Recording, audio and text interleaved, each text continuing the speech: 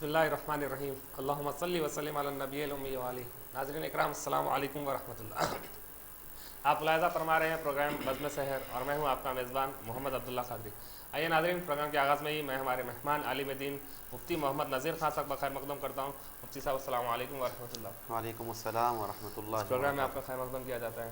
ناظرین کل ہم نے گفتگو کی تھی نماز کے اہم مسائل سے، اور آج ہم انشاءاللہ تعالیٰ گفتگو کریں گے اعتکاف کے مسائل سے، کیونکہ 20 رمضان سے بہت سے لوگ اعتکاف بیٹھتے ہیں اور بہت سے لوگوں کو اس اعتکاف کے مسئلے پہ سوالات رہتے ہیں. تو مفتی صاحب نے اس موضوع کا انتخاب کیا ہے. انشاءاللہ تعالیٰ ہم آج، اور اگر آج ہمارا موضوع کمپلیٹ نہ ہو تو کل بھی ہم اس اعتکاف کے مسئلے پر گفتگو کریں گے. لیکن ایک بات آپ کے ذہن میں گوشر گزار کر دوں کہ آج کا جو دن ہے 17 رمضان المبارک، وہ ام المومنین حضرت عائشہ صدیقہ رضی اللہ تعالیٰ عنہا کا یوم وصال ہے. تو پروگرام کا آغاز ان کے تذکرے سے کرتے ہیں. میں مفتی صاحب سے گزارش کروں گا کہ مختصر سا تذکرہ فرمائیں ام المومنین عائشہ صدیقہ رضی اللہ تعالیٰ عنہ. بسم اللہ الرحمن الرحیم. الحمد للہ رب العالمین والصلاة والسلام علی سید الانبیاء والمرسلین وعلی آلہ واصحابہ ومن تبعہم بإحسان الی یوم الدین اجمعین. اما بعد. ام المؤمنین سیدتنا حضرت عائشہ صدیقہ رضی اللہ تعالی عنہ بے شمار خصوصیتوں کی مالک اور بے شمار فضائل اور مناقب کی سے متصف محترم اور مبارک خاتون ہیں. حضرت ام المؤمنین عائشہ صدیقہ رضی اللہ تعالی عنہ کی یہ خصوصیت ہے کہ حضور اکرم صلی اللہ علیہ وآلہ وسلم کے جتنے بھی ازواج مطہرات ہیں، سب کے درمیان آپ کو یہ خصوصیت ہے کہ آپ کا پہلا نکاح حضور اکرم صلی اللہ علیہ وسلم سے ہی ہوا. کیونکہ دیگر ازواج کا معاملہ یہ تھا کہ پہلے کسی اور سے نکاح ہوا تھا اور بے وگی میں تھے، پھر حضور اکرم صلی اللہ علیہ وآلہ وسلم سے اس کے بعد نکاح ہوا. لیکن ام المؤمنین حضرت عائشہ صدیقہ رضی اللہ تعالی عنہ حالت بکارت میں، یعنی پہلا نکاح حضور اکرم صلی اللہ علیہ وسلم کے ساتھ ہی ہوا ان کا. اور یہ بات بھی ذہن میں رہے کہ امہات المؤمنین کے لیے پھر اور کوئی نکاح کی اجازت بعد میں بھی نہیں دی گئی، اللہ تعالیٰ نے پھر اس سے منع بھی کیا. ام المؤمنین حضرت عائشہ صدیقہ رضی اللہ تعالی عنہ کی یہ خصوصیت ہے کہ آپ کی ولادت جو ہے حضور اکرم صلی اللہ علیہ وآلہ وسلم کے اعلان نبوت کرنے کے بعد ہوئی، اور صدیق اکبر رضی اللہ تعالیٰ عنہ اسلام قبول کر چکے تھے، کیونکہ مردوں میں سب سے پہلے مسلمان ہیں. تو آپ کی ولادت، آپ کی پرورش یہ گویا کہ ایمان کے ماحول میں ہوئی، اسلام کے ماحول میں ہوئی. اور ام المؤمنین حضرت عائشہ صدیقہ رضی اللہ تعالیٰ عنہ حضور اکرم صلی اللہ علیہ وآلہ وسلم اس قدر شفقت فرمایا کرتے، اس قدر محبت اور پیار کا اظہار فرمایا کرتے کہ بطور شفقت آپ کو حمیرہ کے لقب سے آپ صلی اللہ علیہ وسلم یاد فرمایا کرتے تھے، ذکر کیا کرتے تھے. اور پھر روایتوں میں آتا ہے کہ خوش طبعی کی یہ کیفیت تھی، حضور اکرم صلی اللہ علیہ وسلم اس قدر شفقت کا معاملہ کرتے تھے کہ ایک مرتبہ سفر میں حضور اکرم صلی اللہ علیہ وآلہ وسلم نے فرمایا کہ چلو عائشہ دوڑ لگاتے ہیں، دیکھتے ہیں کہ کون آگے جاتے ہیں، کون سبقت لے جاتے ہیں. کیونکہ ام المؤمنین حضرت عائشہ صدیقہ رضی اللہ تعالی عنہ کم عمر بھی تھی اور جسم بھی ہلکا پھلکا تھا کم عمری کی وجہ سے، تو پھر وہ دوڑ میں آگے نکل گئی. دوسری مرتبہ دوسرے مرحلے میں ایک اور موقع پر جب کہ آپ کا جسم تھوڑا بھاری ہو گیا تھا، پھر عمر میں اضافے کی وجہ سے حضور اکرم صلی اللہ علیہ وآلہ وسلم نے پھر فرمایا کہ چلو عائشہ دوڑ لگاتے ہیں، دیکھتے ہیں کہ کون سبقت لے جاتا ہے. اور پھر حضور اکرم صلی اللہ علیہ وآلہ وسلم سبقت لے گئے، آگے بڑھ گئے اور فرمایا کہ یہ دوڑ جو ہے اس دوڑ کا بدلہ ہے. تو اس طرح سے پیار و محبت کا معاملہ، شفقت کا معاملہ، اس طرح سے دل جوئی کا معاملہ، کیونکہ کم عمر تھی. حضور اکرم صلی اللہ علیہ وآلہ وسلم خاص طور پہ آپ کی طبیعت کا لحاظ رکھتے، آپ کی خوش طبعی کا لحاظ رکھا کرتے. ایسا ہوا کہ مدینہ منورہ مسجد نبوی میں جو ہے حبش کے لوگ آئے اور کچھ ہتھیار چلانے کے کرتب دکھانے لگے، کرتب کا مظاہرہ کرنے لگے. تو حضور اکرم صلی اللہ علیہ وآلہ وسلم نے حضرت عائشہ کو طلب کیا اور حضرت عائشہ حضور اکرم صلی اللہ علیہ وآلہ وسلم کے کاندھے پر اپنا سر رکھ کر پھر جب تک وہ کرتب دیکھتی رہی تو سرکار پھر اسی طرح کھڑے رہے. جب انہوں نے خود بس کہا تو پھر حضور اکرم صلی اللہ علیہ وسلم نے پھر ان کو روانہ فرمایا. تو اس طرح خوش طبعی کا لحاظ کیا کرتے، کیونکہ کم عمر تھی اس وجہ سے حضور اکرم صلی اللہ علیہ وسلم خاص طور پہ آپ کی خوش مزاجی کا لحاظ رکھا کرتے تھے. حضرت ام المؤمنین عائشہ صدیقہ رضی اللہ تعالیٰ عنہ کی فضیلت کے بارے میں، آپ کی شان و شوکت کے بارے میں اور عظمت کے بارے میں آتا ہے کہ حضور اکرم صلی اللہ علیہ وآلہ وسلم نے حضرت فاطمہ الزہرا رضی اللہ تعالیٰ عنہا سے فرمایا کہ اے فاطمہ، میں جس سے محبت کرتا ہوں کیا تم ان سے محبت نہیں کرو گی؟ عرض کیا کہ یا رسول اللہ ضرور. تو فرمایا کہ دیکھو میں ان سے محبت کرتا ہوں تم بھی ان سے محبت کیا کرو۔ تو سرکار نے تاکید فرمائی۔ اور پھر ام المومنین حضرت عائشہ صدیقہ رضی اللہ تعالیٰ عنہ کی یہ فضیلت ہے، اور آپ کے صدقے میں حاصل ہونے والی برکتوں میں سے ایک اہم برکت یہ ہے کہ تیمم کی جو سہولت حاصل ہوئی، تیمم کی جو نعمت حاصل ہوئی، وہ حضرت عائشہ صدیقہ رضی اللہ تعالیٰ عنہ کہ گویا کہ آپ ذریعہ بنی، اس کا آپ سبب بنی کہ سفر سے واپس ہو رہے تھے، سواریوں کو روکا گیا تھا تھوڑی دیر کے لیے، آپ کا ہار گم ہو جاتا ہے، تلاش کرنے لگ جاتے ہیں اور پھر اس کا پتہ نہیں لگتا، نماز کا وقت ہو جاتا ہے اور نماز کا وقت گزرنے لگتا ہے، سب بے چین ہو جاتے ہیں کہ کہیں نماز قضا نہ ہو جائے کیونکہ اس جگہ پر پانی دستیاب نہیں تھا۔ تو اس صورت میں حضور اکرم صلی اللہ علیہ وآلہ وسلم پر، جبکہ آپ صلی اللہ علیہ وآلہ وسلم حضرت عائشہ کے زانوں پر سر مبارک رکھ کر آرام فرما رہے تھے، اللہ کا کلام نازل ہوتا ہے، وحی الہی کا نزول ہوتا ہے کہ فلم تجدوا ماء فتیمموا صعیدا طیبا، کہ اے لوگو اگر تم پانی نہ پاؤ تو پاک مٹی سے تیمم کیا کرو۔ تو پھر لوگ آ کر، صحابہ آ کر صدیق اکبر سے جو آپ کے والد گرامی ہیں، آ کر پھر مبارکبادی دیتے ہیں کہ اے ابو بکر، اور کہتے ہیں کہ اے ابو بکر یہ تمہارے گھر کی پہلی برکت نہیں ہے بلکہ آپ کی وجہ سے ہمیں کئی برکتیں حاصل ہوئی ہے۔ تو گویا کہ تیمم کی جو نعمت حاصل ہوئی ہے اس کے حصول میں حضرت عائشہ صدیقہ رضی اللہ تعالیٰ عنہ کا واقعہ، اور آپ اس کا ذریعہ بنی۔ اور پھر آپ کی یہ شان ہے کہ لوگوں نے الزام لگایا تھا، تہمت لگائی تھی، تو آپ کی براءت میں اور آپ کی پاکیزگی کو ظاہر کرنے کے لیے اللہ تبارک و تعالیٰ نے ایک مکمل رکوع اللہ تعالیٰ نے قرآن پاک میں نازل فرمایا، اور پھر آپ کی براءت کو، آپ کی پاکیزگی کو، آپ کی طہارت کو، اور جو الزامات لگائے گئے تھے اس سے آپ کے بری ہونے کو اللہ تبارک و تعالیٰ نے قرآن پاک میں ایک مکمل رکوع نازل کرتے ہوئے آپ کی شان و عظمت کو اور آپ کی پاکیزگی کو اللہ تبارک و تعالیٰ نے بیان فرمایا۔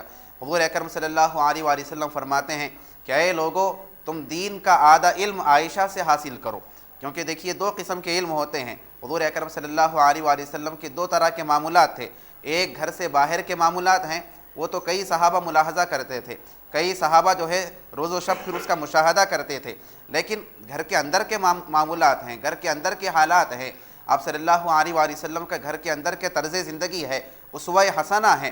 تو فرمایا کہ آدھا علم جو ہے عائشہ سے حاصل کرو، ان سے پوچھا کرو۔ تو چنانچہ بڑے بڑے صحابہ، اکابر صحابہ بھی کئی مسائل میں پھر آپ سے رجوع ہوتے، آپ کے مشورے کو شامل کرتے، آپ سے پھر چیزوں کو معلوم کیا کرتے تھے۔ حضرت عائشہ صدیقہ رضی اللہ تعالیٰ عنہ آپ خود فرماتی ہیں کہ میری یہ خصوصیت ہے کہ حضور اکرم صلی اللہ علیہ وآلہ وسلم کا جب وصال کا وقت قریب آیا تو مسواک لایا گیا تھا، تو سرکار نے اس کی طرف دیکھا تو پھر مسواک پیش کیا گیا، اور حضرت عائشہ فرماتی ہیں کہ میں نے اس کو نرم کیا، پھر حضور اکرم صلی اللہ علیہ وسلم کی خدمت میں پیش کیا تو سرکار نے پھر اس مسواک کو استعمال کیا۔ تو یہ خصوصیت ہے، وہ عرض کرتی ہیں، فرماتی ہیں کہ میرا تھوک جو ہے، لعاب جو ہے، پھر وہ حضور اکرم صلی اللہ علیہ وآلہ وسلم کے لعاب سے مس ہوا، اور فرماتی ہیں کہ میری یہ خصوصیت ہے کہ سرکار میرے زانوں پر آرام فرمایا کرتے، رب کا کلام نازل ہوتا، اور فرماتی ہیں کہ میری یہ خصوصیت ہے کہ حضور اکرم صلی اللہ علیہ وآلہ وسلم کا وصال میرے گود میں ہوا اور میرے حجرے میں ہوا، میرے حجرے میں، اور پھر آپ صلی اللہ علیہ وسلم کی جو تدفین ہوئی، آج جو حضور اکرم صلی اللہ علیہ وآلہ وسلم کا گنبد خضرا ہے، جو روضہ اقدس ہے، حضرت عائشہ صدیقہ رضی اللہ تعالیٰ عنہ کا وہ حجرہ تھا، آپ صلی اللہ علیہ وآلہ وسلم کی تدفین اسی مقام پر ہوئی، کیونکہ روایتوں میں بیان کیا گیا، آپ صلی اللہ علیہ وسلم نے بیان فرمایا تھا کہ نبی کا جس مقام پر وصال ہوتا ہے وہیں پر اس کی تدفین ہوتی ہے۔ تو یہ اس طرح کی کئی خصوصیات، کئی مناقب اور اس طرح کے فضائل اور یہ شان و شوکت حضرت عائشہ صدیقہ رضی اللہ تعالیٰ عنہ کو حاصل ہوئی۔ یقیناً ساری خواتین کے لیے، ویسے سارے مسلمانوں کے لیے، خاص طور پہ خواتین کے لیے ام المومنین کی زندگی بہترین نمونہ ہے۔ حضور اکرم صلی اللہ علیہ وآلہ وسلم سے وابستگی ہو، سرکار کا ادب و احترام ہو، سرکار کا خیال کرنا ہو، اور پھر دین پر عمل کرنا، دین پر کاربند رہنا، دین کی تعلیمات کو اپنانا، اس کو پھیلانا، دوسروں کو بیان کرنا، یہ ساری جو چیزیں ہیں۔ اور پھر ناظرین کو یقیناً جان کر بہت خوشی ہوگی، معلومات میں اضافہ ہوگا کہ کئی احادیث حضرت عائشہ صدیقہ رضی اللہ تعالیٰ عنہا سے مروی ہے، بلکہ ترتیب دیا ہے بعض لوگوں نے مسند سیدہ عائشہ کے نام سے، مسند عائشہ صدیقہ کے نام سے، یعنی پورا مکمل ایک کتاب ہی ہے جس میں مرویات جو ہے ام المؤمنین حضرت عائشہ صدیقہ رضی اللہ تعالیٰ عنہ کے شامل کیے گئے ہیں۔ اور آپ کی خصوصیت ہے کہ جبرائیل حاضر ہوئے اور عرض کیا کہ میری طرف سے عائشہ کو سلام ہو، تو حضرت عائشہ نے بھی فرمایا کہ ہاں میری طرف سے بھی جبرائیل کو سلام ہو، تو جبرائیل بھی حضرت عائشہ کی خدمت میں سلام عرض کیا کرتے تھے۔ اور بھی بے شمار خصوصیتیں ہیں حضرت ام المومنین عائشہ صدیقہ رضی اللہ تعالی عنہا کی۔ اللہ تبارک و تعالی ہمیں ان مبارک ہستیوں کے، ان مقدس صحابیات کے، مقدس صحابوں کے اور اہل بیت اطہار کے، انہوں نے جو ہمارے لیے تعلیمات چھوڑی ہے، اللہ تعالیٰ ان کے نقش قدم پر چلنے کی توفیق عطا فرمائے اور ان سے کامل وابستگی اختیار کرنے، ان سے عقیدت رکھنے، ان سے وابستگی رکھنے اور پھر اپنے ذہن و دماغ کو ان کے بارے میں ہمیشہ پاکیزہ رکھنے اور صحیح سمت میں رکھنے کی توفیق عطا فرمائے کہ کوئی وسوسے نہ ہو، کوئی گمراہی کی باتیں نہ ہو، کوئی بے احترامی کے پہلو نہ ہو، کوئی بے احترامی کے خیالات نہ ہو۔ اللہ تعالیٰ ہمیشہ ہماری حفاظت فرمائے، اللہ تعالیٰ ہمارے اس تذکرے کو قبول فرمائے۔ آمین، سبحان اللہ۔ آئیے ناظرین، آج کا ہم نے جو موضوع کا انتخاب کیا ہے اعتکاف، اس موضوع پر ہم گفتگو کا آغاز کرتے ہیں۔ مفتی صاحب سے سب سے پہلے سوال یہ کرنا چاہوں گا، مفتی صاحب یہ بتائیے کہ اعتکاف کی تعریف کیا ہے؟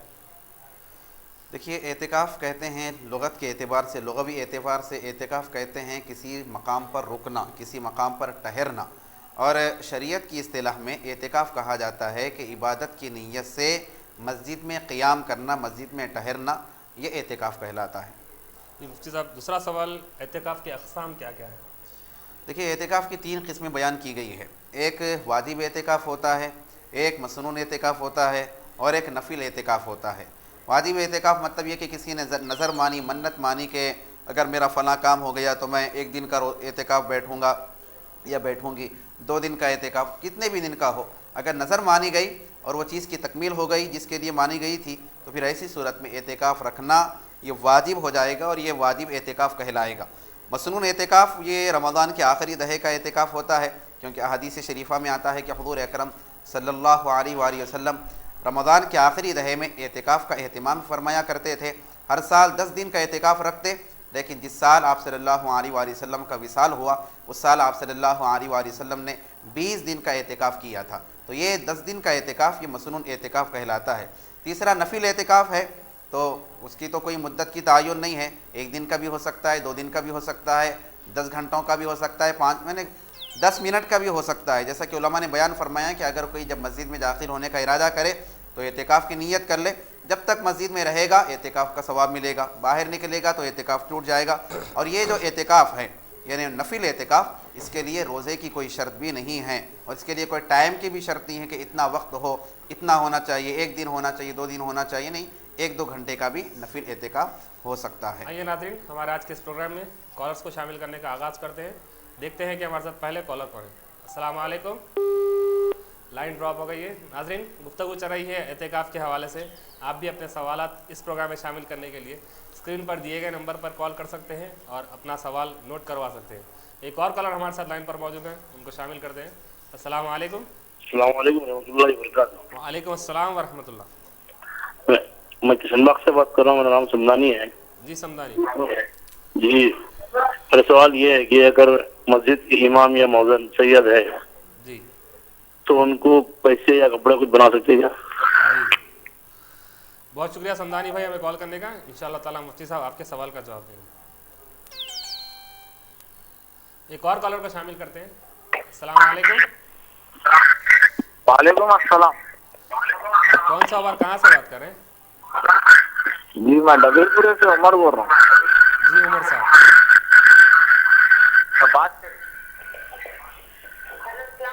وعلیکم السلام ورحمۃ اللہ۔ آپ اپنے ٹی وی کا آواز کم کر دیجیے۔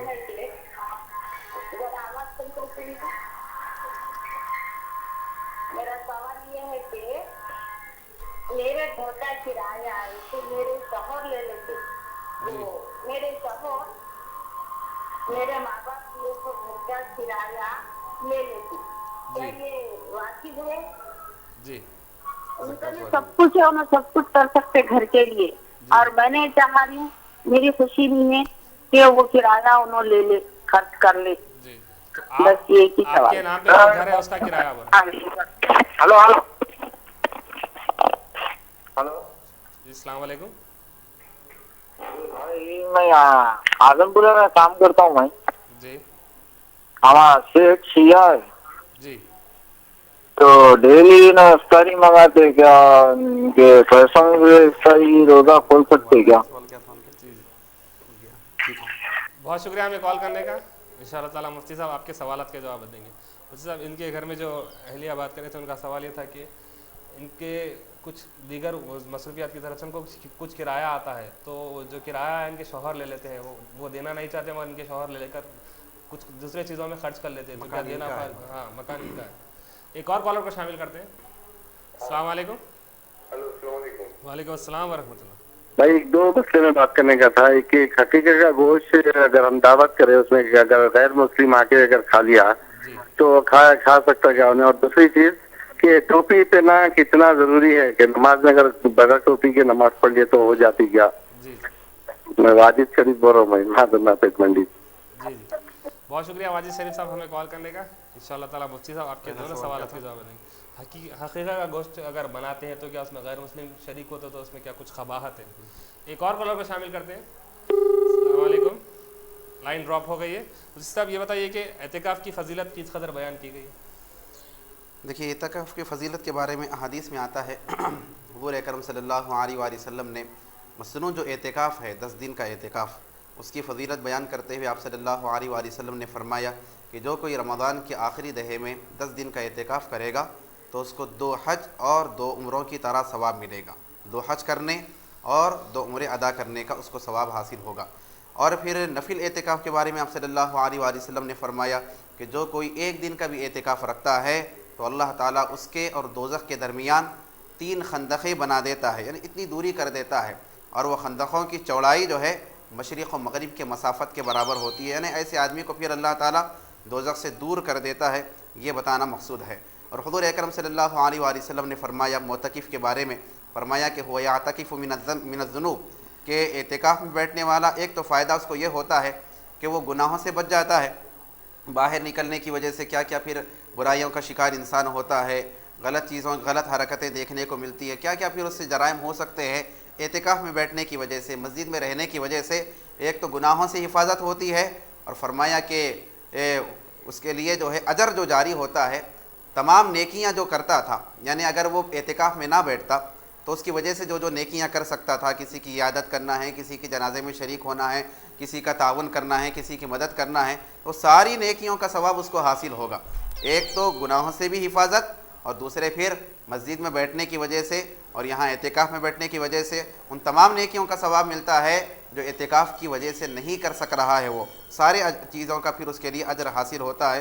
تو یہ فضیلت بیان کی گئی، اور خاص طور پہ مصنون اعتکاف کرنے والوں کے لیے بڑی فضیلت یہ ہے کہ ان کے لیے شب قدر کا حصول جو ہے یقینی ہے، کیونکہ شب قدر آخری دہے میں رکھی گئی ہے رمضان کے، اور پھر اعتکاف میں بیٹھنے والا کیونکہ مسجد میں ہی ہوتا ہے، عبادتوں کا اہتمام ہوتا ہے، تو اس کے لیے پھر شب قدر کو پانا گویا کہ اس کے لیے یقینی ہوتا ہے، اس کی فضیلت پھر اس کو حاصل ہو جاتی ہے۔ ایک کالر کو اس پروگرام میں شامل کرتے ہیں۔ السلام علیکم۔ ہلو السلام علیکم۔ وعلیکم السلام ورحمۃ اللہ۔ جی کون سا اور کہاں سے بات کر رہے ہیں؟ یعقوب پورے دروازے سے بول رہا ہوں۔ جی فرمائیے سر۔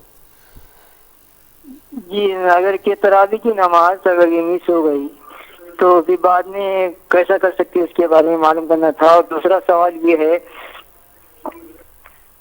7 سال سے میرے بچے روزے تھے تو وہ قبول ہوں گے یا نہیں ہوں گے؟ دوسرا سوال کیا کیا آپ نے؟ جی دوسرا سوال؟ دوسرا سوال بولا نا آپ کو بچوں کے۔ جی ہاں، تو پھر سے دہرائیے سوال کو۔ 7 سال سے بچے روزہ تھے، جی 7 سال کی عمر سے۔ جی بہت شکریہ ہمیں کال کرنے کا۔ انشاءاللہ تعالیٰ مفتی صاحب آپ کے دونوں سوالات کے جواب دیں گے۔ سر پہلا سوال انہوں نے کیا کہ تراویح کی نماز اگر چھوٹ جائے تو اس میں کیسے ادا کرنا چاہیے، اور دوسرا سوال 7 سال کی عمر میں اگر کوئی بچہ روزہ رکھتا ہے تو کیا اس کا روزہ قبول ہوتا ہے کہ نہیں۔ جی صاحب ایک سوال اعتکاف سے، اور ایک یہ سوال تھا کہ اعتکاف کے لیے شرائط کیا ہیں، اعتکاف کی شرائط۔ ٹھیک ہے، دیکھیے اعتکاف کے صحیح ہونے کے شرائط میں سے ایک تو پہلی بات یہ ہے کہ مسلمان ہونا ضروری ہے، کیونکہ غیر مسلم تو کیونکہ ایمان ہی قبول نہیں کیا تو پھر ان کے لیے دیگر احکامات اور دیگر عبادتیں تو پھر وہ ادا نہیں کر سکتے۔ اسی طرح اعتکاف بیٹھنے والے کا باشعور ہونا ضروری ہے، بالغ ہونے کی شرط نہیں رکھی گئی بلکہ شعور والا ہونا، تاکہ مسجد کی بے ادبی نہ کرے، بے احترامی نہ کرے۔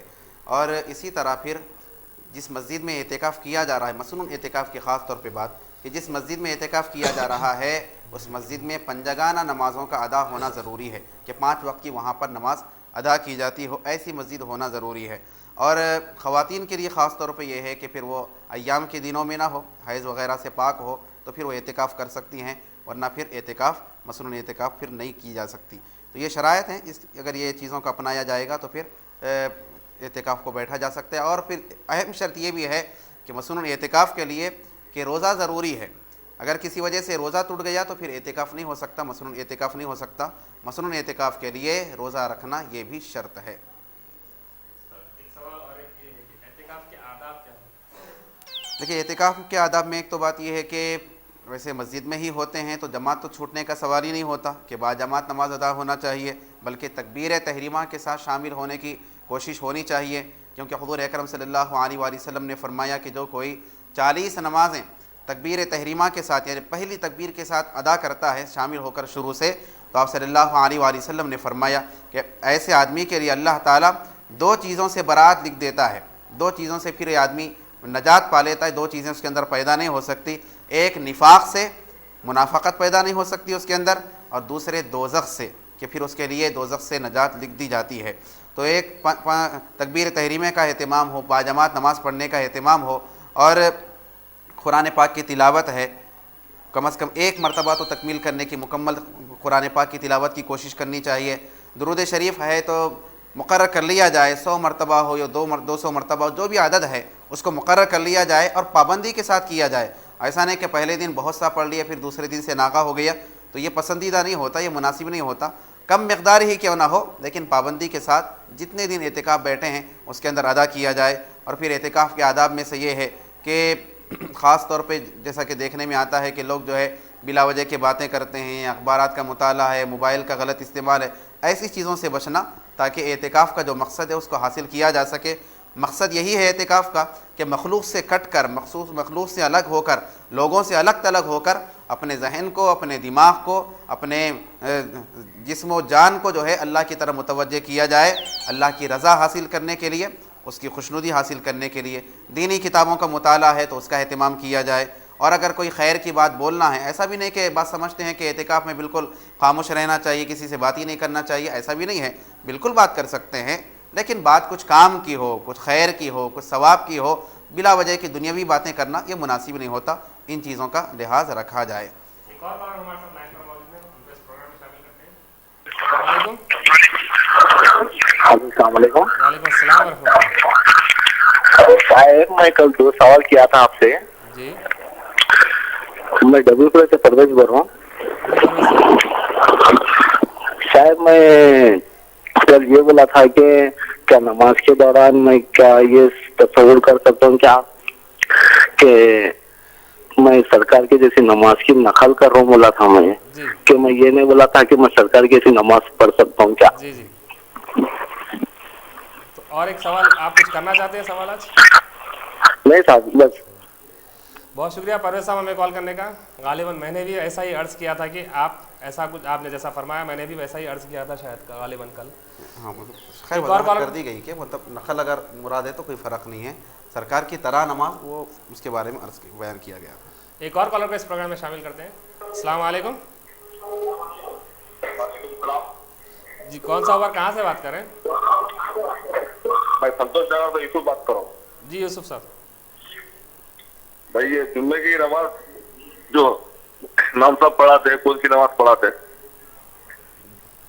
جی اور ایک سوال ہے اپنا، جو طلاق دینے کے بعد میں بھی وہی بیوی سے بھی شادی کر سکتے کیا، نکاح کر سکتے کیا؟ جی بہت شکریہ یوسف صاحب ہمیں کال کرنے کا۔ انشاءاللہ تعالیٰ مفتی صاحب آپ کے دونوں سوالات کے جوابات دیں گے۔ جمعہ کی نماز جو امام صاحب پڑھاتے ہیں وہ کون سی نماز پڑھاتے ہیں؟ ایک اور کالر کا اس پروگرام میں شامل کرتے ہیں۔ السلام علیکم۔ السلام ہیلو، علیکم۔ السلام علیکم۔ وعلیکم السلام ورحمۃ اللہ۔ جی میں نام نہیں بتا پاؤں گی، بٹ میرے کو مفتی صاحب کا نمبر مل سکتا ہے کیا پلیز؟ جی آپ کوئی سوال کرنا چاہتے ہیں؟ جی ہاں، میں بہت سوال ہے میرے دل میں۔ پہلا سوال یہ ہے، میں ماڈلنگ کرتی ہوں فرسٹ آف آل، میں اس کے لیے میرے کو زکوٰۃ بنتی کیا؟ جی ذرا میرے کو یہ معلوم کرنا تھا، پلیز یہ میرے کو ذرا اچھے سے بتائیے پلیز۔ جی اور کوئی سوال ہے آپ کا؟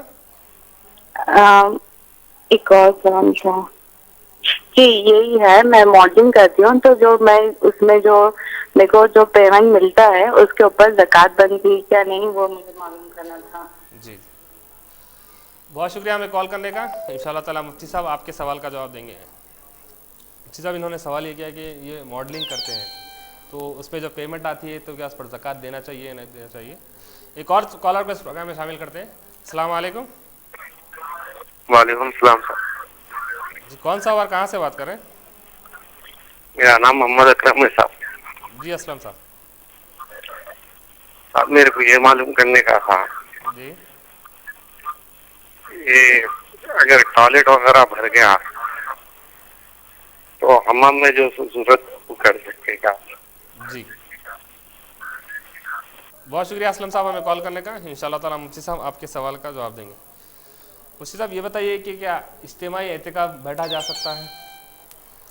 دیکھیے ویسے افضل تو یہی ہے کہ مطلب اعتکاف کا جو مقصد ہے کہ مخلوق سے الگ تھلگ ہونا، تنہائی اختیار کرنا اور اپنی پوری توجہ کو اللہ کی طرف مبذول کرنا، لیکن کیونکہ موجودہ دور میں معاملہ یہ ہے کہ لوگ جو ہے جیسی کیفیت ہونی چاہیے، توجہ کی جیسی کیفیت ہونی چاہیے ہوتی نہیں، تو اس کی وجہ سے اجتماعی اعتکاف بھی شروع کیا جاتا ہے۔ اس کے بھی بہت سے فوائد ہیں، تنہا بیٹھیں گے تو اس کے بھی فائدے ہیں، اجتماعی بیٹھیں گے تو بھی اس کے فائدے ہیں، لیکن اعتکاف کا زیادہ جو مقصد حاصل ہو سکتا ہے وہ تنہا بیٹھنے میں، اکیلے بیٹھنے میں، لیکن اگر زیادہ لوگ بھی بیٹھتے ہیں تو اس کے اندر بھی ایسی قباحت نہیں، مگر چیزوں کا لحاظ رکھا جائے، جو مقصد ہے اعتکاف کا اس کا لحاظ رکھا جائے۔ وہ کیا ہے کہ دنیا کی باتیں نہ کی جائے، تنہا بیٹھیں گے بھی تو ان چیزوں کا لحاظ رکھنا ہے، دنیا کی باتیں نہیں کرنا، بیکار باتیں نہیں کرنا، اپنے ذہن کو اللہ کی طرف متوجہ رکھنا، رضا الہی حاصل کرنے کی طرف ہمیشہ سرگردہ رہنا، ادھر فکر رہنا چاہیے۔ اجتماعی اعتکاف کی صورتوں میں اگر ان چیزوں کا لحاظ رکھا جائے تو یقیناً اس کے اندر کوئی قباحت نہیں۔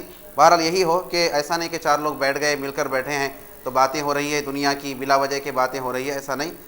ان چیزوں سے بچا جائے تو پھر اس کے اندر کوئی فرق نہیں ہے، کوئی قباحت نہیں، بلکہ جیسا کہ آج کل بعض اجتماعی اعتکاف ہو رہے ہیں جس میں علماء کے بیانات بھی ہیں اور پھر علم دین سے پھر سکھایا بھی جا رہا ہے، بہت سی پھر تربیت کی باتیں بھی ہو رہی ہے، فکر بھی دی جا رہی ہے کہ کچھ وقت ذکر و تنہائی میں ذکر کا بھی ہے، تنہائی کی عبادتوں کا بھی ہے، کچھ جو ہے اجتماعی عبادتوں کا بھی ہے، تو بہرحال اس اعتبار سے پھر بہت سے فائدے اجتماعی اعتکاف بھی کے بھی ہے، لیکن وہی ہے کہ اس مقصد کو ملحوظ رکھا جائے کہ توجہ اللہ کی طرف رکھنا ہے، دنیا کی طرف توجہ نہیں ہونا ہے اور بیکار باتیں کرتے بیٹھنا، کیونکہ دو تین لوگ جب بیٹھ جاتے ہیں تو پھر تبصرے چلتے ہیں، تنقیدیں چلتے ہیں، بلا وجہ کی باتیں ہوتی ہے، ان چیزوں سے پھر پرہیز کیا جائے تو یقیناً اجتماعی اعتکاف میں بھی بہت سارے فوائد حاصل ہو سکتے ہیں۔ ایک اور کالر ہمارے ساتھ لائن پر موجود ہیں، ان کو اس پروگرام میں شامل کرتے ہیں۔ السلام علیکم۔ السلام علیکم۔ السلام علیکم۔ وعلیکم السلام ورحمۃ اللہ۔ جی کون سا اور کہاں سے بات کر رہے ہیں؟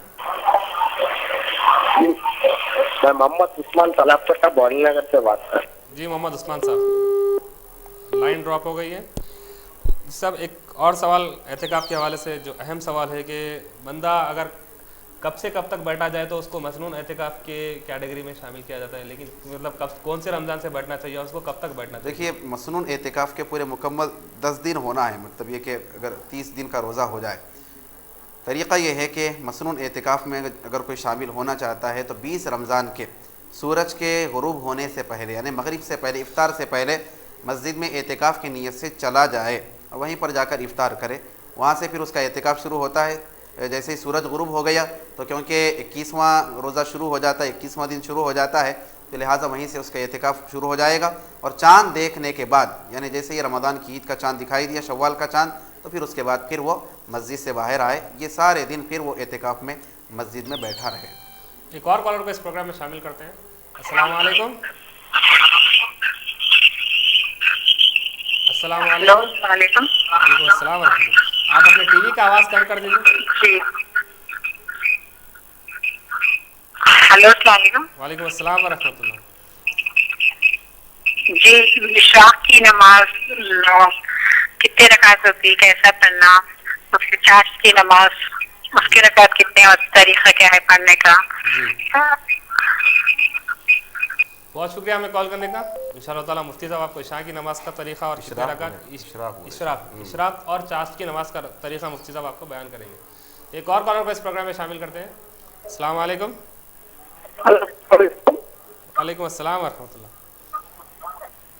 ہاں میرے کو یہ پوچھنا تھا کہ عید کی نماز پڑھتے اور میں 50 روپے دینا رہتے عید کی نماز پڑھ لیے بعد میں آپ کا سوال سمجھ میں نہیں آیا.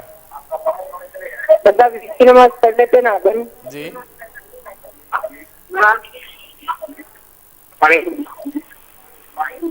السلام علیکم ورحمۃ اللہ. وعلیکم السلام ورحمۃ اللہ. اپن 30 روزے رہنے کے بعد شوال کے 6 روزے رہنا ضروری ہے. جی اور کوئی سوال ہے آپ کا؟ ایسا اور ایک ہے میری بچی قرآن 2 بار پڑھی 2 بار کہیں مکمل پڑھ لی جی غور کر لی. میں نے اس میں کیا وہ ہدیہ نہیں کیا بچہ جی اب پڑھا کے دوسروں کے ذریعے سے بخشا سکتے کیا؟ جی بہت شکریہ ہمیں کال کرنے کا. آپ کا ایک سوال سمجھ میں آیا, ایک سوال سمجھ میں نہیں آیا. انشاءاللہ تعالیٰ مفتی صاحب آپ کے سوال کا جواب دیں گے. ناظرین آپ ہم سے جب بھی رابطہ کرتے ہیں اپنے ٹی وی کا آواز کم کر کے رابطہ کریں تاکہ آپ کی آواز کلیئر اور آسانی سے سمجھ میں آئے. ایسا ہو رہا ہے کہ آپ لوگ ہمیں فون بھی کر رہے ہیں اور اپنا ٹی وی کا آواز بھی بڑا رکھ رہے ہیں, تو ایسا نہ کریں کیونکہ آپ کا سوال بھی سمجھ میں نہیں آئے گا اور ہمارے پروگرام کا وقت ہی بیکار ہوگا, ضائع ہوگا. ایک اور کالر کو اس پروگرام میں شامل کرتے ہیں. السلام علیکم. السلام علیکم. وعلیکم السلام ورحمۃ اللہ. جی میں عبد الرحمان بول رہا ہوں. جی عبد الرحمان صاحب. جی مجھے دریافت یہ کرنا تھا کہ جی جو بعد نماز جمعہ جو ہے نا سلام ٹھہر کے جو پڑھایا جاتا ہے جی تو یہ اس کی پوری دلیل چاہیے مجھے, کہاں سے جو نا کون سے جو اپنے جو 4 امام ہیں جی مکمل دلیل چاہیے. مطلب ہمارا بنجارا سنگھ جو ہے اس کے متعلق سرگیاں چل رہی. جی جی بہت شکریہ عبد الرحمان صاحب ہمیں کال کرنے کا. آپ نے سوال کیا ہے کہ بعد نماز جمعہ جو نماز جو سلام پڑھا جاتا ہے تو یہ کہاں سے ثابت ہے, کون سے علماء نے اس کو ذکر کیا ہے. انشاءاللہ تعالیٰ مفتی صاحب آپ کے اس سوال کا جواب دیں گے. ایک اور کالر ہمارے ساتھ لائن پر موجود ہے, ان کو شامل کرتے ہیں. السلام علیکم. وعلیکم السلام. جی کون سا اور کہاں سے بات کر رہے ہیں؟ جی صلاح الدین بول رہا ہوں. جی صلاح الدین صاحب. جی میرا سوال یہ تھا کہ مٹی سے جو کرتے ہیں کاروبار مسلمان صاحب تو مٹی کا کاروبار انٹرسٹ کا. جی جی انہوں جو ہے نماز بھی پڑھتے روزہ بھی رکھتے زکوٰۃ خطرہ صدقہ خیرات وغیرہ بھی کرتے, تو کس حد تک یہ ہے؟ جی اور ایک سوال یہ تھا کہ جو ہے اذان کے ٹائم جو ہے ٹی وی کھلا رہتا لیکن آواز بند کر. جی جی اس کے بہت شکریہ صلاح الدین صاحب ہمیں کال کرنے کا. انشاءاللہ تعالیٰ مفتی صاحب آپ کے دونوں سوالات کے جواب دیں گے. پہلا کچھ سوال تھا مٹی کا جو شخص پہلے بعد نماز جمعہ جو سلام پڑھا جاتا ہے تو یہ کس حد تک درست ہے, کون سے علماء نے اس کو ذکر کیا ہے, چار اماموں میں کنہوں نے ذکر کیا ہے. ایک اور کالر کو شامل کرتے ہیں. السلام علیکم. جی وعلیکم السلام ورحمۃ اللہ وبرکاتہ. جی کون سا اور کہاں سے بات کر رہے ہیں؟ جی میں یاقوت بلازار سے اعظم پاشا قادری بات کر رہا ہوں. وہ اعتکاف کے لیے نیت سے جو ہے ایک سوال جو ہے کرنا تھا جی کہ گزشتہ جو ہے سال مفتی صاحب جو ہے بتائے تھے کہ رمضان شریف سے جو ہے حج کے جو ہے اعتکاف کر سکتے ہیں, نفل جو اعتکاف جو مسجد میں داخل ہوتے وقت جو ہے رمضان شریف سے ہٹ کے بھی کر سکتے ہیں, تو اس کے بارے میں خلاصہ چاہیے. اور ایک بات یہ ہے کہ لوگ جو ہے مسجد میں جو ہے جا کے وضو بنا کے جو ہے لیکن وضو بنائے بھی جو ہے گیٹ کے پاس میں شریف اعتکاف کی نیت جو ہے گھر اندر داخل ہو سکتے ہیں. جی ایک سوال یہ تھا. جی اور بات دراصل جو ہے یہ کہ خصوصی جو ہے دعاؤں کے لیے آپ سے ادباً جو ہے آپ سے مفتی صاحب سے گزارش ہے کہ تمام جو بھی روزدار ہے اور تراویح کی نماز اگر چھوٹ گئی تو وہ لوگ کس طریقے سے ادا کرنا چاہیے. تراویح کی نماز اگر چھوٹ جائے تو نماز اگر کسی سے چھوٹ جائے تو کس طریقے سے, ایک دن کی چھوٹ گئی دوسرے دن کس طریقے سے ادا کرنا چاہیے. جی بہت شکریہ اعظم پاشا صاحب ہمیں کال کرنے کا. انشاءاللہ تعالیٰ مفتی صاحب آپ کے سوالات کے جواب دیں گے. مفتی صاحب انہوں نے دوسرا سوال یہ کیا کہ بنا وضو کے اگر مسجد میں داخل ہوتے وقت اگر کسی شخص کا وضو نہ رہے تو کیا وہ شخص اعتکاف کی نیت کر سکتا ہے یا وضو کر کے اعتکاف کی نیت کرنا چاہیے. ایک اور کالر کو شامل کرتے ہیں, اس کے بعد لوٹتے ہیں اپنے موضوع کی طرف. السلام علیکم. وعلیکم السلام. میرا سوال یہ ہے کہ جو ہے اکثر مسجد میں جو ہے امام لوگ جو ہے جب اپن سجدہ اور رکوع کرتے ہیں تو سبحان ربی الاعلیٰ سبحان ربی العظیم پڑھتے ہیں, تو عموماً جو ہے سجدے میں جب جاتے ہیں تو اللہ اکبر سجدے میں جا کے کہتے ہیں. جی تو کیا اس سے نماز پہ کوئی افیکٹ ہوتا ہے क्योंकि अमूमन सीधे में जैसे सुबहान रब्बिल आला बोलने का है, मगर अल्लाह अकबर में हम कहते हैं, रुकू में भी वैसा ही कहते हैं। जी जी और दूसरी ये कि जो है अपने कुरान का तिलावत जो है बाबा से बुलंद नहीं होना है, मगर अक्सर जुमा के खुतबों में और अक्सर जो है माइक में पढ़ते हैं, बाहर लोग सुनते हैं, तो उस पर क्या है, किसके पर उसका वो होगा? जी मैं नूखा मजा से बात कर रहा हूँ, निमत मेरा नाम है। बहुत शुक्रिया हमें कॉल करने का। इंशाल्लाह ताला मुफ्ती साहब आपके दोनों सवालात के जवाब देंगे। मुफ्ती साहब ये बताइए कि एतिकाफ़ की हुदूद क्या क्या है? देखिए, एतिकाफ़ का हुदूद यानी मसनून जो एतिकाफ़ होता है मर्द के लिए, हुदूद ये है कि जो मस्जिद का जो अहाता है, मस्जिद की जो जगह है, और मस्जिद कहते हैं कि वो मकाम के जो इबादत के लिए मुख्तस किया गया है, जिसका एहतराम किया जाता है। चप्पल वगैरह पहनकर हमारे पास जो है, हमारे उर्फ़ में जहाँ पर जाया नहीं जाता, इबादत के लिए जो जगह मुकर्रर की गई है उसको मस्जिद कहा जाता है। अब ये कि तहारत खाने हैं या कमरे हैं तो फिर ये मस्जिद में शामिल नहीं होते। तो मुतकिफ़ के लिए ज़रूरी है कि वो जो इबादत का मकाम है, जो इबादत के लिए मुकर्रर किया गया है मस्जिद का जितना हिस्सा, उससे बिला ज़रूरत शरई और बिला ज़रूरत तबाई बाहर ना निकले।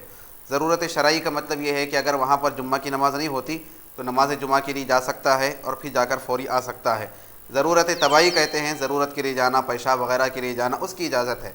बग़ैर इन ज़रूरतों के उस जगह से जो इबादत के लिए मस्जिद का हिस्सा होता है वहाँ से मुतकिफ़ का निकलना ये मना है। बहुत से लोग ऐसा करते हैं कि जाकर वज़ू खाने के पास ठहर गए, बातें कर लेते ठहरते हैं, गुफ्तगू करते हुए ठहर जाते हैं, या फिर जाकर जो है सुकून के साथ वज़ू करना और साबुन का इस्तेमाल करना और बग़ैर किसी ज़रूरत के गुस्ल करते रहना रोज़ाना। बहुत से लोग ऐसे काम करते हैं। ऐसी चीज़ों से बचना चाहिए और जो इबादत का जो हिस्सा है मस्जिद का, वही मस्जिद कहलाता है, उसी के अंदर अपने आप को रखना चाहिए। मुतकिफ़ के लिए ये चीज़ ज़रूरी है। मुफ्ती साहब ये बताइए कि वक्त मुख्तसरन है, जो सवालात आ गए उनके जवाब एक सवाल के बाद ये दीजिए कि मुफ्ती साहब एतिकाफ़ के मकरूहात को मतलब कौन से अमल है, कौन से मकामात है जो एतिकाफ़ के मकरूहात में शामिल होते हैं? जैसा कि मैंने अर्ज़ किया कि देखने में जो आता है कि बहुत से लोग जो है एतिकाफ़ की हालत में भी अखबार का मुताला नहीं छोड़ते, जबकि अखबारात में बहुत सी चीज़ें नामुनासिब भी आती है, बहुत से किसी के ख़िलाफ़ तबसरे भी होते हैं, नामुनासिब तस्वीर भी होते हैं, दुनिया की बहुत सी जो है बातें होती जिससे कोई इंसान को लेना देना नहीं होता। तो इस चीज़ से बचना चाहिए। इसी तरह आजकल जो है फ़ोन का इस्तेमाल है। अब ये कि बंदा जो है एतिकाफ़ में बैठा है लोगों से अलग थलग हो के अल्लाह की तरफ मुतवज्जे होने के लिए, लेकिन सारे ख़ानदान के फ़ोन आ रहे हैं कि हमारे लिए दुआ करो, हमारे लिए दुआ करो, हमारे कारोबार के लिए दुआ करो। तो फिर ये क्या हो गया कि गुफ्तगू चल रही है, घर वालों से बातें चल रहे हैं, तो ये मुनासिब नहीं है। इसी तरह ज़्यादा सोना और ख़ास तौर पे फिर मस्जिद की सफाई का लिहाज ना रखना कि खाना खा रहे हैं पी रहे हैं और जो है इसका सफाई का लिहाज नहीं है, कोई चीज़ गिर जाए तो उसको उठाया नहीं जा रहा, ये चीज़ों से बचना चाहिए। मस्जिद का सफाई का लिहाज रखा जाए और ज़्यादा से ज़्यादा वक्त अल्लाह की इबादत में गुजारने की कोशिश की जाए और लोगों से अपनी तवज्जो काट कर अल्लाह की तरफ अपनी तवज्जो को मबज़ूल किया जाए, ये ज़रूरी है। वरना फिर ये जो चीज़ें हैं, फ़ोन का गलत इस्तेमाल, अखबारात का गलत इस्तेमाल, दुनिया की बातें करते रहना, ये सब चीज़ें फिर एतिकाफ़ को मकरूह कर देती है। एक कॉलर को इस प्रोग्राम में शामिल करते हैं। अस्सलाम वालेकुम। अस्सलाम वालेकुम। वालेकुम अस्सलाम वरहमतुल्लाह। आप अपने टीवी का आवाज़ कम कर दीजिए। देखिए, मेरे को ये बोलिए इस्तिखारे की नमाज कैसे पढ़नी चाहिए और कब पढ़नी चाहिए? इस्तिखारे की नमाज कैसे पढ़नी चाहिए और कब पढ़नी? जी, और दूसरा सवाल ये, जी मेरी एक बहन है जो सऊदी में रहते, जी वो जब भी इंडिया आते, वैसे तो हर कोई नमाज पढ़ता, उन्हें तो बहुत ज्यादा पाबंद है। जी जहाँ गनेवा शुरू हो जाते हैं तो नमाज पढ़ना, जैसे कि ऑटो में रहे तो ड्राइवर सामने रहता, ऑटो में भी स्टार्ट हो जाते नमाज पढ़ना। कहीं शॉपिंग मॉल में रहे तो रोड पे, तो क्या ऐसा पढ़ सकते नमाज? जी। और कोई सवाल है आपका? नहीं। बहुत शुक्रिया हमें कॉल करने का। इंशाल्लाह ताला मुफ्ती साहब आपके सवालात के जवाब देंगे। मुफ्ती साहब एतिकाफ़ के हवाले से और भी बहुत से सवालात थे, लेकिन प्रोग्राम के अख्ताम का वक्त बिल्कुल करीब है, तो इंशाल्लाह ताला इस एतिकाफ़ के मौजू को कल फिर जारी रखेंगे, कल फिर कंटिन्यू करेंगे। अब जो सवालात आ गए उनके जवाब इनायत फरमाएं तो मैं। कल का एक सवाल साहिब ने किया था, रह गया था कि हुज़ूर अकरम सल्लल्लाहु अलैहि वसल्लम के विसाल के बाद आप सल्लल्लाहु अलैहि वसल्लम को गुस्ल किसने दिया? तो हज़रत मौलाए कायनात हज़रत अली मुर्तज़ा रज़ियल्लाहु ताला अन्हु ने ये सआदत हासिल की। समदानी साहब ने सवाल किया कि जो मस्जिद के इमाम होते हैं या मौज़िन होते हैं तो क्या उनकी इमदाद की जा सकती है? तो देखिए, अगर ज़कात की रकम से इमदाद करना है तो फिर ये चीज़ ये जान लेना ज़रूरी है कि कहीं वो सादात में तो नहीं है, सैयद तो नहीं है, सैयद घराने के तो नहीं हैं। اور دوسرا یہ کہ بہت سے ائمہ ایسے بھی ہوتے ہیں الحمدللہ خاندان کے اعتبار سے مالدار ہوتے ہیں، تو کہیں وہ مالدار تو نہیں ہے، یہ تو دو چیزوں کا لحاظ رکھا جائے، اس کے علاوہ بالکل امداد کی جا سکتی ہے۔ یہ کہ ہدیہ دینا چاہتے ہیں، ایسی تعاون ہے، زکوٰۃ نہیں ہے، تو پھر اس کے لیے چیزوں کا لحاظ رکھنا بھی ضروری نہیں ہوتا۔ عمر صاحب نے سوال کیا اپنے مالک کے بارے میں، سیٹ کے بارے میں، کہ انہوں نے ذکر کیا کہ دوسرے فرقے سے تعلق رکھتے ہیں اور وہ افطار کا اہتمام کراتے ہیں، تو کیا کیا جا سکتا ہے؟ تو بالکل کیا جا سکتا ہے، بلکہ علماء نے یہاں تک بیان کیا کہ اگر کوئی کافر کی طرف سے بھی افطار آئے تو اس کو بھی استعمال کیا جا سکتا ہے، مگر یہ چیز کا لحاظ رہے کہ اگر کوئی کھانے کی چیز لا رہا ہے وہ کہ گوشت اس میں استعمال کیا گیا ہے، تو اس گوشت کا ذبیحہ حلال ہونا ضروری ہے۔ اور ایک سوال کیا گیا کہ خاتون کا ان کا مکان ہے لیکن کرایہ جو ہے زبردستی کر کر ان کے شوہر حاصل کر لیتے ہیں، یہ کہاں تک درست ہے؟ دیکھیے، خاتون کا اگر مکان ہے تو یقیناً خواتین جو چیز کی مالک ہوتی ہے تو خود مالک ہوتی ہے، شوہر کو مجبور کرنے کا حق نہیں ہوتا کہ کرایہ میں ہی لوں گا، میں ہی اس کے جو ہے کرایہ کو وصول کروں گا، یہ ان کے لیے اجازت نہیں ہوتی۔ جس کی جو ملکیت ہے، خاتون جس چیزوں کی مالک ہے وہ یقیناً اس کی مالک ہوگی، ایسا نہیں کہ شوہر جیسا چاہے اس میں تصرف کر سکتا ہے، ایسی اجازت حاصل نہیں ہے۔ واجد صاحب نے سوال کیا کہ کیا عقیقے کی دعوت میں غیر مسلم کو کھلایا جا سکتا ہے، اس کے گوشت کو غیر مسلم کو؟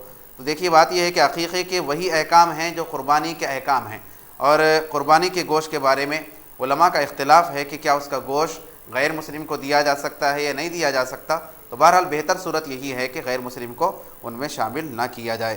اسی طرح نے سوال کیا کہ ٹوپی کی کس قدر اہمیت ہے، بغیر ٹوپی کی نماز پڑھیں گے تو اس کا حکم کیا ہے؟ تو علماء کرام نے بیان فرمایا کہ بغیر ٹوپی کی نماز پڑھنا یہ نماز کو مکروہ بنا دیتا ہے، اور یہ سمجھ کر کہ بھئی نماز کون سی اہم چیز ہے، یہ سمجھ کر اگر ٹوپی کا اہتمام نہیں کریں گے تو پھر ایسی صورت میں تو کفر کی طرف لے جانے والی چیز ہوتی ہے۔ بہرحال ٹوپی کا اہتمام کیا جائے۔ حضور اکرم صلی اللہ علیہ وآلہ وسلم، صحابہ کرام ہمیشہ اپنے سر کو ڈھانپ کر ہی نماز کو ادا کیا کرتے تھے۔ ایک دو صورتیں استثنائی الگ ہے، لیکن پابندی اسی کی ہوتی تھی۔ بہرحال ٹوپی پہن کر نماز ادا کرنا چاہیے۔ ایک صاحب نے سوال کیا کہ تراویح کی نماز چھوٹ جائے تو کیا کریں؟ تو دیکھیے، اگر اسی رات کی چھٹی ہے اور ابھی رات گزری نہیں ہے تو پھر اس کو آپ ادا کر سکتے ہیں، اکیلے میں ادا کر سکتے ہیں، دو دو رکعت کر کے پورے 20 رکعت ادا کر سکتے ہیں۔ نہیں، کل گزر گیا، دن گزر گیا، وقت اس کا گزر گیا، تو پھر ایسی صورت میں قضا اگر ہو جائے تو پھر تراویح کی قضا نہیں ہے۔ ایک سوال یہ کیا گیا کہ جمعہ کی نماز امام صاحب جو پڑھاتے ہیں تو کون سی نماز ہوتی ہے؟ تو جمعہ کی نماز ہے تو جمعہ کی نماز ہوگی، کوئی اور نماز کیوں ہوگی وہ؟ اور دوسرا ان کا کہنا یہ تھا کہ انہوں نے کہا کہ طلاق دینے کے بعد، بھائی طلاق نہیں ہے، وہ طلاق کا لفظ ہے، پہلے ہی اس کے اندر جو ہے مصیبتیں اور مشکلات ہیں، تو اور اس کو شدت کے ساتھ اس کو تجدید دے کر اور اس کے لفظ کو ہی مشکل کر دینا یہ مناسب نہیں۔ طلاق کا لفظ ہے، تو انہوں نے سوال کیا کہ طلاق دینے کے بعد کیا دوسروں سے نکاح کر سکتے ہیں؟ تو دیکھیے، جدائی ہو جائے، میاں بیوی میں طلاق ہو جائے تو شوہر تو فوری نکاح دوسروں سے کر سکتا ہے، یہ کہ بیوی کے لیے حکم یہ ہے کہ عدت کے دن گزریں، عدت کے دن گزرنے کے بعد پھر وہ کسی سے نکاح کر سکتی ہے۔ طلاق دینے کے بعد اگر کیا وہی جس کو طلاق دیا کیا اسی سے شادی کی جا سکتی ہے پھر سے؟ اب اس کے اندر صورتیں ہیں کہ کتنی طلاق دی گئی ہے۔ اگر ایک طلاق دی گئی تھی تو پھر ایسی صورت میں گنجائش ہوتی ہے کہ اگر طلاق رجائی دی گئی تھی تو پھر لوٹا لے سکتے ہیں، بغیر کوئی نکاح کرنے کی، نکاح جدید کی بھی ضرورت نہیں ہوتی اور حلالہ وغیرہ کی بھی ضرورت نہیں تھی۔ طلاق بائن دی گئی تو پھر نکاح جدید ہونا چاہیے، یعنی نیا نکاح ہونا چاہیے کہ آپس میں پھر قبول و ایجاب و قبول کرایا جائے۔ اگر 3 طلاق ہو گئے تو پھر ایسی صورت میں حلالہ ضروری ہے۔ حلالہ کہتے ہیں کہ پھر یہ خاتون جو ہے کسی اور شخص سے نکاح کرے اور وہ شخص جو ہے اپنی مرضی سے پھر اس کو طلاق دے اور اس کی عدت گزر جائے تو پھر ایسی صورت میں یہ پہلا شوہر اس سے نکاح کر سکتا ہے۔ خاتون نے سوال کیا کہ ماڈلنگ پر زکوٰۃ کیا واجب ہوتی ہے؟ بہرحال یہ اس پہ تبصرہ تو کیونکہ موقع نہیں ہے کہ کریں کہ ماڈلنگ کرنا جائز ہے ناجائز ہے، یہ تو اپنی طرف اپنی جگہ بات ہے کہ ایسی چیزیں یا اس کے اندر نمائش ہوتی ہے، اپنے جسم کی نمائش، پھر اس طرح سے جو ہے بے ستری اور بے پردگی کا معاملہ ہوتا ہے۔ خاتون کو ہماری نصیحت ہے کہ دیکھیے بہت سی چیزیں ہیں ذرائع آمدنی کے، خواتین بھی بہت سی چیزوں کو اختیار کر سکتی ہیں، ایسی چیزوں کو اختیار کرنا کہ جو گناہ کے ہیں، جو اللہ اس کے رسول کو ناراض کرنے کے ہیں، ایسی چیزوں کو چھوڑنا چاہیے۔ ہم اسلام کے طریقے پہ چلیں گے تو زندگی کا بھی سکون ملے گا، آخرت کی کامیابی بھی ملے گی۔ بہرحال اگر پیسے جمع ہوتے ہیں، سال گزرتا ہے اس پر، کیونکہ پیسوں کے مالک تو ہو جاتی ہیں، تو سال گزر جائے تو پھر اس کو زکوٰۃ ادا کرنا پڑے گا۔ صاحب نے سوال کیا کہ اگر بیت الخلاء میں مطلب یہ کہ بیٹھنے کی گنجائش نہ ہو، خراب ہو جائے تو کیا حمام میں پیشاب وغیرہ کیا جا سکتا ہے؟ تو یہ تو مجبوری کی صورت ہے، کیا جا سکتا ہے، لیکن بغیر مجبوری کے نہ کیا جائے۔ حضور اکرم صلی اللہ علیہ وسلم نے فرمایا کہ پانی نہانے کی جگہ پر پیشاب نہ کیا کرو کیونکہ اس کی وجہ سے اکثر وسوسے پیدا ہوتے ہیں. بہرحال مجبوری ہے تو پھر ایسا کیا جا سکتا ہے. ایک سوال کیا گیا کہ اشراق کی اور چاش کی کتنی نمازیں کتنی رکعتیں ہوتی ہیں اور ان کا ادا کرنے کا طریقہ کیا ہے. دیکھیے اشراق کی رکعتیں کم از کم 2 رکعتیں ہیں, زیادہ سے زیادہ 4 رکعتیں. چاش کی نماز کا بھی وہی ہے کہ 2 رکعتیں یا 4. اشراق کی خاص طور پہ 2 رکعت کا خاص طور پہ ذکر ملتا ہے, چاش کی البتہ 4 رکعتوں کا. حضور اکرم صلی اللہ علیہ وسلم نے فرمایا کہ جو کوئی فجر کی نماز پڑھ کے وہیں پر بیٹھا رہتا ہے, اس کے بعد پھر 2 رکعتیں ادا کرتا ہے, تو اس کے لیے وہ 2 رکعتیں ایک حج اور ایک عمرے کی طرح ہو جاتے ہیں, اتنا ثواب. اور چاش کے لیے 4 رکعتوں کا تذکرہ ہے, اس کا طریقہ 2 رکعت کر کے اس کو ادا کرنا چاہیے. ایک سوال یہ کیا گیا کہ بعد نماز جمعہ جو سلام پڑھا جاتا ہے وہ کس امام کے قول سے ثابت ہے چاروں ائمہ میں سے. دیکھیے ایسی صراحت تو نہیں ملتی کہ فلاں امام نے کہا ہو, امام اعظم نے فرمایا ہو, امام شافعی نے فرمایا ہو کہ جمعہ کی نماز کے بعد سلام کا اہتمام کیا جائے, لیکن کسی کے قول کے نہ ملنے کی وجہ سے چیز ناجائز بھی نہیں ہوتی, کیونکہ اللہ کے رسول کا ارشاد موجود ہے. حضور اکرم صلی اللہ علیہ وآلہ وسلم نے فرمایا کہ اے لوگو جمعہ کے دن مجھ پر کثرت سے درود پڑھو کیونکہ تمہارا درود میرے پاس پیش کیا جاتا ہے. صحابہ نے عرض کیا کہ یا رسول اللہ کیا آپ کے وصال کے بعد بھی ہمارا درود پیش کیا جاتا ہے؟ تو آپ صلی اللہ علیہ وسلم نے فرمایا کہ ہاں, کیونکہ اللہ تعالیٰ نے زمین پر حرام کر دیا ہے نبیوں کے جسموں کو کھانا.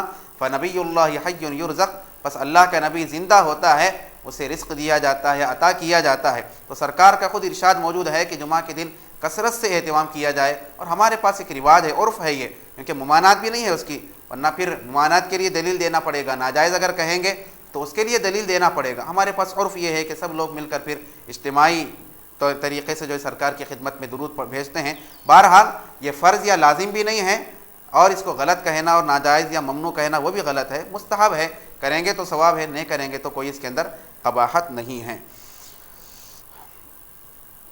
اور ایک سوال کیا گیا تھا, صاحب کا سوال واضح نہیں ہو سکا کہ انٹرسٹ کا کاروبار کرتے ہیں, نماز بھی پڑھتے ہیں, صدقہ بھی کرتے ہیں. تو دیکھیں ایسا نہیں ہے کہ اگر کوئی کسی کا کمائی اگر حلال نہیں ہے تو ایسا نہیں کہ نماز بھی نہ پڑھے, صدقہ بھی نہ کرے. بعض لوگ ہیں کہ ایسے تانے دیتے ہیں کہ بھائی تم یہ کاروبار کر رہے ہیں, نماز پڑھ رہے ہیں, فلاں کر رہے ہیں. تو بھائی ایک گناہ کرا تو ضروری نہیں کہ سارے گناہ ہی کی زندگی گزارے. جو بھی نیک کام کر رہا ہے اس میں ہمت افزائی کی جائے اور پھر اس دوسرے گناہ کو چھوڑنے کی اس کو ترغیب دلائی جائے. اور انہوں نے کہا کہ اذان کے وقت جو ہے یہ ٹی وی کی آواز کو بند کر دیتے ہیں لیکن ٹی وی کھلی رہتی ہے, تو کیا اس کی وجہ سے کچھ فرق پڑے گا؟ بہرحال آپ کیونکہ آواز کو بند کر دیں ہیں تو جو آداب خاص طور پہ اذان کے بیان کیے گئے کہ اذان کے جب آواز آئے تو دیگر آواز نہیں ہونا چاہیے تاکہ اذان کی آواز دور تک پہنچ سکے, اس کا آپ نے خیال کیا. ہاں یہ کہ ٹی وی کھلی رکھ کے ایسا نہیں کہ ٹی وی دیکھنے میں محو ہو گئے, اس میں مشغول ہو گئے, اذان کا جواب نہیں دے رہے, ایسا نہیں. آپ اگر آواز کو بند کر کے ٹی وی کھلی بھی رہتی ہے اور آپ اذان کا جواب دے رہے ہیں تو اس میں پھر کوئی حرج نہیں ہے. ایک سوال یہ کیا گیا کہ کیا نفل اعتکاف رمضان کے علاوہ بھی رکھا جا سکتا ہے؟ تو ہاں بالکل رکھا جا سکتا ہے. نفل اعتکاف کے لیے رمضان کی قید نہیں ہے. اسی طرح انہوں نے سوال کیا کہ اگر کوئی بغیر وضو کے مسجد میں داخل ہو تو کیا نفل اعتکاف کی نیت کی جا سکتی ہے؟ بالکل کی جا سکتی ہے. اور ایک سوال ان کا یہ تھا کہ تراویح چھوٹ جائے تو کیا کرنا چاہیے؟ تو دیکھیے اگر اسی رات کی چھٹی ہے, اسی رات میں ادا کرنا چاہتے ہیں تو بالکل 2 رکعت کر کے آپ تراویح کو ادا کر سکتے ہیں. نہیں چھوٹ گئی, دن گزر گیا تو پھر تراویح کی قضا نہیں ہے, تو لہٰذا اس کو چھوڑنے سے بہت ہی بچنا چاہیے. صاحب نے سوال کیا کہ بعض ائمہ جو ہے, امام حضرات جو ہے سجدے میں جا کر اللہ اکبر کہتے ہیں جبکہ سجدے میں تو جا کر سبحان ربی الاعلیٰ کہنا چاہیے, رکوع میں جا کر اللہ اکبر کہتے ہیں جبکہ رکوع میں سبحان ربی العظیم کہنا چاہیے. دیکھیں صحیح طریقہ تو یہ ہے, چاہے رکوع میں جائیں چاہے سجدے میں جائیں, کہ جیسے رکوع میں جا رہے ہیں تو رکوع میں جانے لگتے ہی یعنی قیام سے رکوع کی طرف جا رہے ہیں, وہیں سے اللہ اکبر شروع کرنا چاہیے.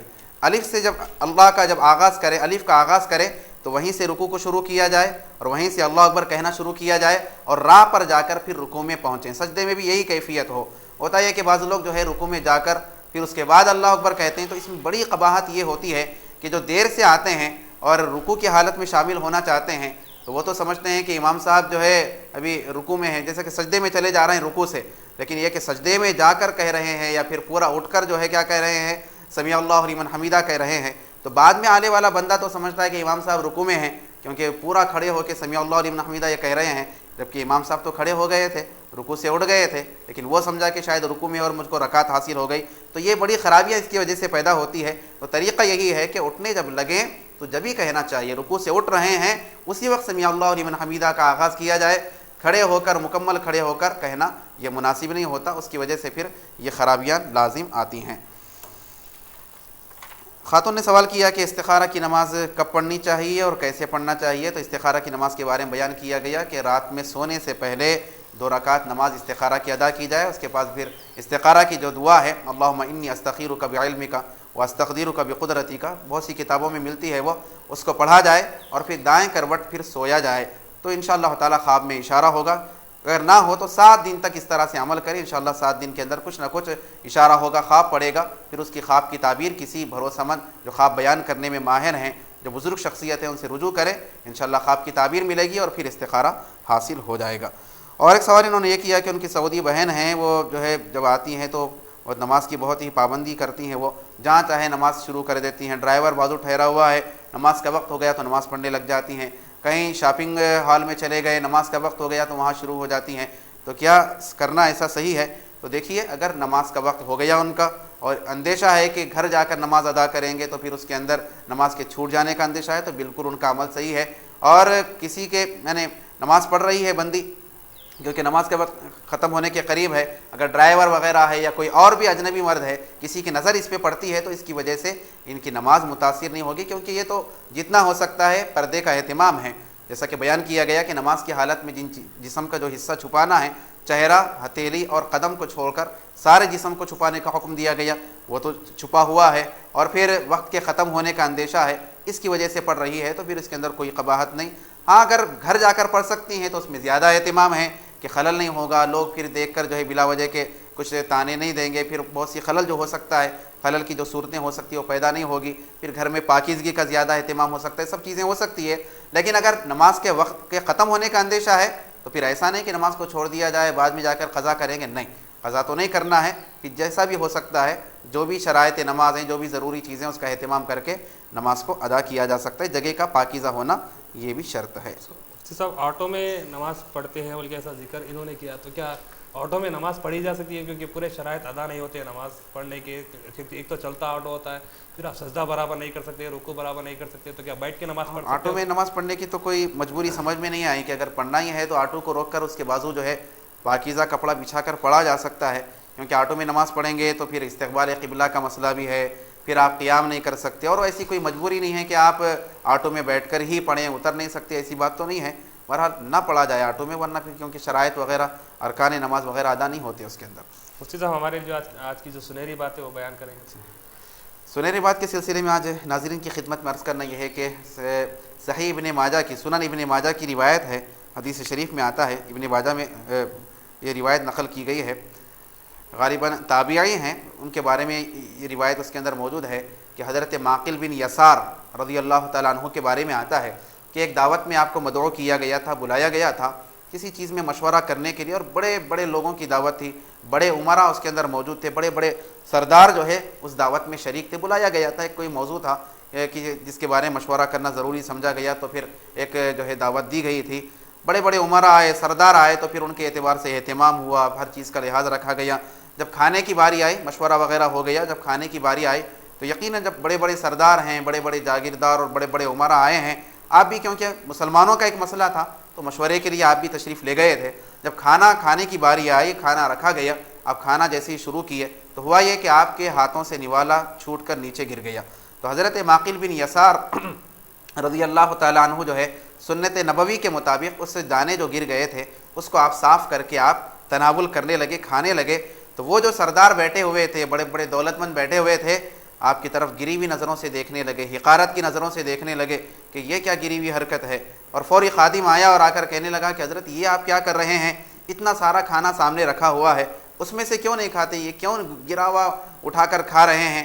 اور کہنے لگا کہ یہ کیوں حقیر حرکت کر رہے ہیں. تو حضرت معقل بن یسار نے جب سنا کہ کیوں حقیر حرکت کر رہے ہیں، گری ہوئی حرکت کر رہے ہیں، بہت سے لوگ ایسے ہی سمجھتے ہیں کہ گویا کہ پلیٹ کو صاف کرنا گری ہوئی حرکت ہے، ذرا بڑے ڈائننگ ہال میں کھانا ہوا تو دانے ویسے ہی چھوڑ دیتے ہیں، اس کو صاف کرنا سمجھتے ہیں کہ عیب کی بات ہے. تو اسی طرح سے وہ سوچنے لگے اور آ کر اس طرح سے خادم کہنے لگا کہ آپ نے کیوں گری ہوئی حرکت کر رہے ہیں، سامنے کھانا موجود ہے، کیوں گرے ہوئے دانوں کو اٹھا کر کھا رہے ہیں، نوالے کو. تو جیسے آپ نے سنا تو پھر آپ غضبناک ہو گئے اور آپ نے سب ان سرداروں کی طرف، ان عمراء کی طرف، بڑے بڑے سرداروں کی طرف، بڑے بڑے سردار تھے وہاں پر، ان کی سب کی طرف اشارہ کر کے فرمایا کہ اترک سنت نبی لہؤلاء الحمقاء، کہ تاریخی جملہ آپ نے فرمایا کہ کیا میں ان بیوقوفوں کی وجہ سے میرے نبی کی سنت چھوڑ دوں؟ یہ سرداروں کی رعایت میں میرے نبی کی سنت کو ترک کر دوں؟ کیونکہ نبی کی سنت کی حقیر سمجھنے والے بیوقوف ہی ہو سکتے ہیں. تو فرمایا کہ کیا ان بیوقوفوں کی وجہ سے میرے نبی کی سنت کو میں ترک کر دوں؟ تو ناظرین یہ جذبہ پیدا کرنے کی ضرورت ہے. معاملہ یہ ہوتا ہے کہ بہت سے لوگ جو ہے دین کی تعلیمات پر عمل کرتے ہیں، دین کے احکامات پر عمل کرتے ہیں. کسی نے اگر تانا دے دیا تو پھر پست ہمت ہو جاتے ہیں، سمجھتے ہیں کہ لوگ ایسا کہہ رہے ہیں لہذا چھوڑ دیتے ہیں. بلکہ عزم تو یہ ہونا چاہیے، آپ سنت پر چل رہے ہیں تو پھر احساس کمتری کی ضرورت نہیں بلکہ احساس برتری ہونا چاہیے کہ اللہ کا شکر ہے کہ میں سنت کو اپنا رہا ہوں، سنت کے مطابق زندگی گزار رہا ہوں، سنت پر عمل کر رہا ہوں. ایک فخر کی کیفیت ہونی چاہیے، شکر کی کیفیت ہونی چاہیے، نہ کہ یہ کہ لوگ مجھ کو گری ہوئی نظر سے دیکھ رہے ہیں. دیکھیں گے تو پھر وہ بیوقوف کہلائیں گے، یقیناً وہ احمق کہلائیں گے. کیونکہ نبی کی سنت سے بہتر کون سا طریقہ ہو سکتا ہے؟ نبی کے بتلائے ہوئے طریقے کے مطابق اس سے بہترین طریقہ کون سا ہو سکتا ہے؟ اس کو غلط سمجھنے والے یقیناً بیوقوف ہی ہو سکتے ہیں. تو یہ جذبہ پیدا کرنے کی ضرورت ہے کہ نبی کی سنت کو اپنایا جائے، اس پر فخر محسوس کیا جائے، اس پر پابندی کی جائے اور اس پر پھر رب کی بارگاہ میں شکر بجا لایا جائے. نہ کہ احساس کمتری ہو اور اپنے آپ کو کمتر سمجھنے کا احساس ہو، نہ اپنے آپ کو جو ہے کمزور سمجھنے کا احساس ہو. یہ احساس پیدا ہونے نہیں دینا چاہیے. اللہ تعالیٰ ہم تمام کو توفیق عطا فرمائے. صاحب کل کا ایک خاتون کا ایک سوال یہ تھا کہ اگر کسی دیوان خانے میں یعنی ڈرائنگ روم میں میرج بیورو ہو اور اگر دیوار پہ ہر جگہ فوٹوز لگے ہوئے ہیں تو کیا اس صورت میں مجبوری کی حالت میں کیا وہ روم میں قرآن یا نماز پڑھی جا سکتی ہے؟ دیکھیے قرآن پڑھنے میں تو کوئی ممانعت نہیں ہے، لیکن نماز کے لیے جیسا کہ حکم دیا گیا کہ سامنے کسی جاندار کی تصویر نہیں ہونا چاہیے، تو پھر ایسی صورت میں وہاں پر آپ نماز نہیں پڑھ سکتی. ہاں کوئی کپڑے سے اس کو ڈھانپ دیں، تصاویر کو ڈھانپ دیں تو پھر پڑھنے کی آپ کے لیے اجازت ہوگی. بہت شکریہ مفتی صاحب جو آپ نے اپنے قیمتی وقت میں سے اس پروگرام کے لیے وقت عنایت فرمایا. ناظرین وقت تو آ جاتا ہے پروگرام کے اختتام کا. ہماری گفتگو چل رہی تھی اعتکاف کے حوالے سے، لیکن یہ ہماری گفتگو مکمل نہ ہو سکی، تو انشاءاللہ تعالیٰ کل پھر ہم اس موضوع پر گفتگو کریں گے. تب تک کے لیے آپ کے میزبان محمد عبداللہ قادری اور MQ TV کی ٹیم کو اجازت دیجیے. جزاک اللہ. السلام علیکم ورحمۃ اللہ.